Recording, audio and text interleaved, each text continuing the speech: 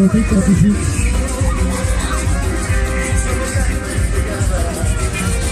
A ver, señor Pepo, ¿cómo está? Sí.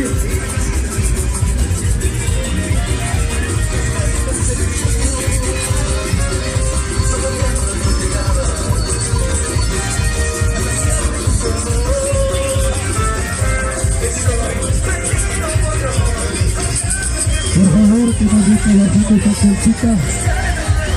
Muchas malitas, por favor. Yo le pago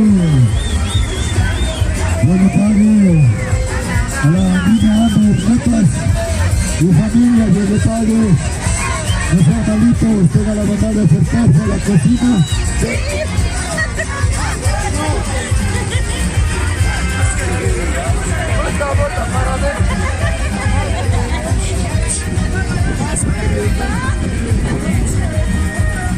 Yo le traigo a la niña Pernetas y familia, no sea malito, va a hacer que venga a la cocina.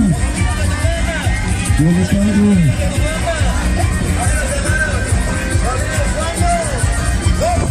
No sea malito, señor gobernador, ya llegando a la cocina. A ver, señores de la seguridad, por favor, que tengan esa puertita que me venga más rápido, por favor. A ver, eso sí, un puertito. Aún no, va a salir todo nomás.